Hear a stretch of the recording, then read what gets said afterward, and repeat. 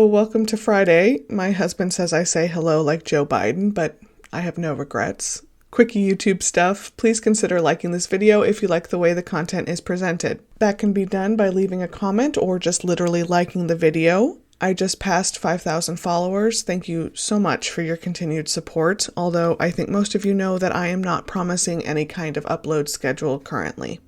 Today is the second day of the Jubilee, with the main event being a church service attended by most royals, except for, the one we're all here for, the Queen. She pulled out last minute due to experiencing, quote, discomfort during yesterday's trooping. The Archbishop of Canterbury and Prince Andrew were also sidelined due to, quote, COVID, which I'm sure had absolutely nothing to do with the heavily lambasted interview Canterbury did where he advocated for public forgiveness for Andy. It was probably totally a coincidence.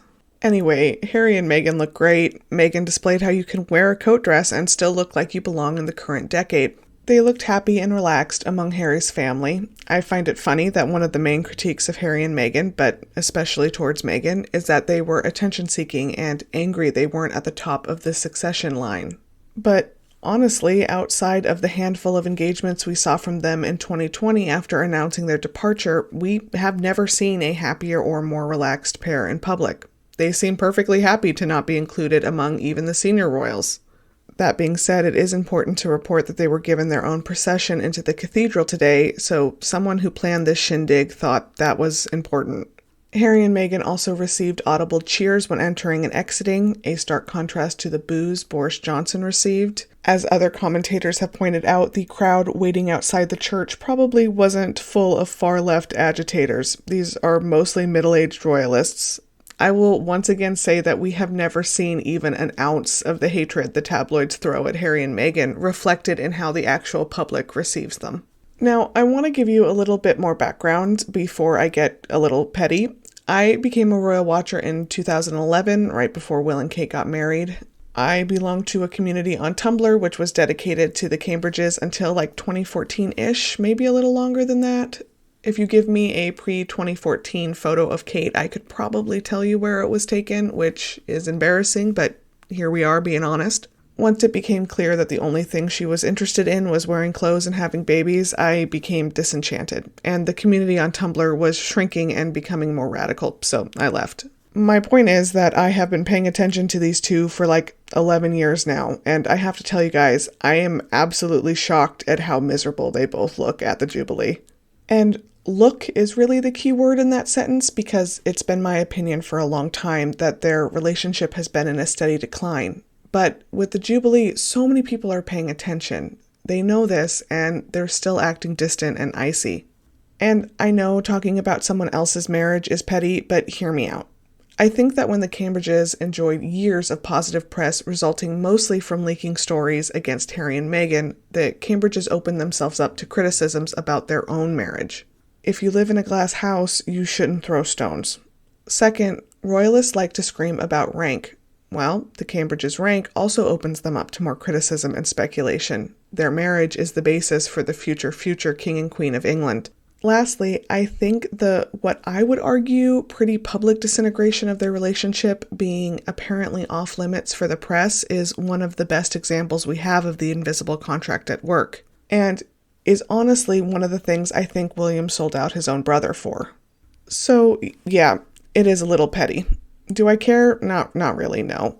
What do I think happened? The long story short is that I don't know. What I do know is that there was a noticeable chilling between the pair in between Charlotte and Louis's birth. This, of course, also coincides with the rumor mill starting about an alleged affair between William and Rose Hanbury. Now, I differ from a lot of people in that I don't think Rose is another Camilla. I think Rose is one in a long line of affairs William has been allegedly having since him and Kate got together. I think what made Rose different is that she was apparently good friends with Kate at the time and belonged to an upper aristo circle which has historically excluded and taunted Kate for her, quote, commoner status.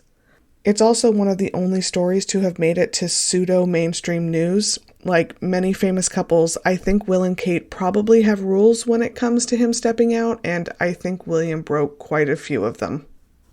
But, to be honest, looking back, the trouble started before 2014, and I know this will piss some of you off, but I don't think it falls entirely on Will and Kate's shoulders. The decision to let them remain part-time working royals until 2017 is a decision I feel will haunt the monarchy. William and Kate had already shown a predilection towards laziness, letting them screw around for years after their marriage. Traditionally, the welcome into full-time working royal life, along with the ducal titles, was stupid. Why did Betty and Chuck allow that to continue? The Cambridges seemed to have this understanding that they would be allowed to act like country aristos for the first few years of their marriage. Maybe the decision makers within the firm thought they would be too, but it became very apparent the UK press was not happy with that arrangement. I know that for most of you who only came in after the Sussexes, it's weird to hear, but the tabloid press was not kind to William and Kate the first few years of their marriage. Was it anything like what Harry and Meghan faced? No. But it was also nothing like the royal ass-kissing they received as the all-white future futures post-Meghan introduction either. Once it became clear that the public reaction to part-time, full-benefit Cambridges wasn't a positive one, it is unclear why the firm didn't react. The last thing I will say here is that the Queen's longevity has meant that the British royal family has an approaching middle-aged future. There was no role carved out for William. Plus, he has a father who is known to be a little sensitive about being overshadowed. While at some point this falls into personal accountability, and why William didn't try harder to carve out a role for himself is anybody's guess. Hint, it's because he's really spoiled and lazy. But it's also pretty clear that the firm just kind of let the Cambridges dangle, especially in the early years of their marriage. As I said, I don't think there's really been a recovery from the alleged affair episode, although at times they both appear willing to try and fake it, Kate more often than William. I have often wondered aloud if things would have been different if Meghan hadn't been introduced and her and Harry hadn't been so obviously in love right as the Cambridges were beginning to fall apart. Probably not, but it does make me wonder. I truly believe that William's alleged affair and the change in the Cambridges' public relationship was one of the reasons William and other members of his family were so willing to play ball with the tabloid press as they attacked Harry and Meghan.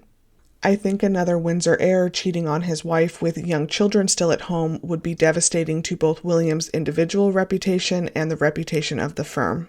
I also think that the introduction of Meghan threatened Kate in a way she was not prepared for, but to be frank, I really think the firm kind of set Kate up for failure here. In the lead up to the Cambridge wedding in 2011, we were repeatedly told, in a positive way, that Kate was not Diana, that she, quote, knew the job. Well, part of knowing that job is knowing that a huge part of Diana's supposed downfall within the firm was that she overshadowed Charles.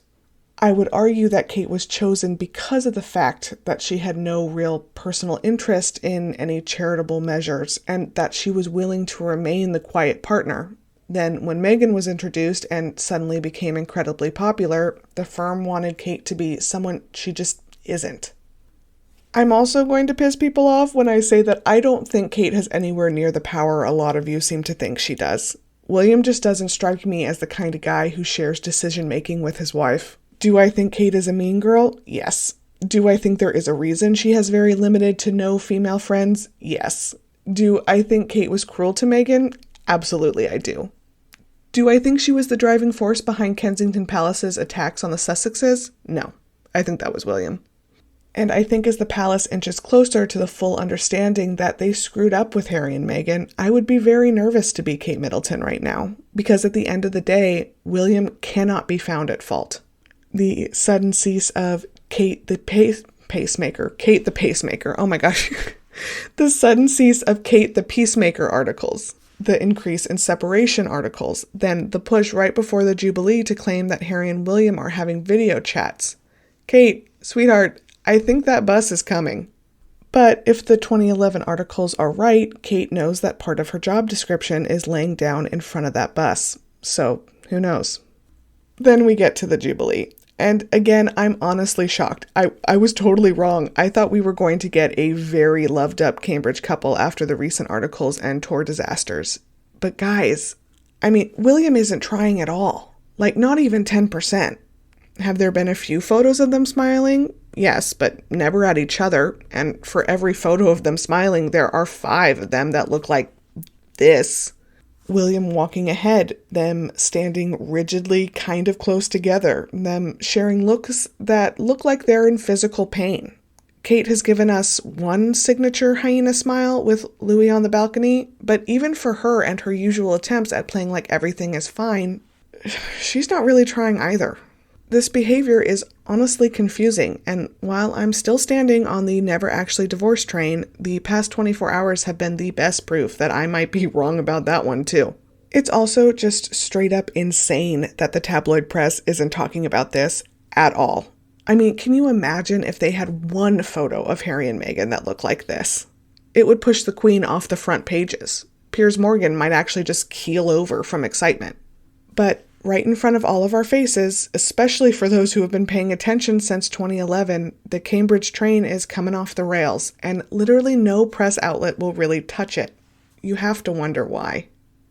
Well, that's all, folks. I will see you next week as my usual work week starts tomorrow. Baby's doing well, although my feet are starting to swell in the afternoons. The joys of pregnancy, I guess.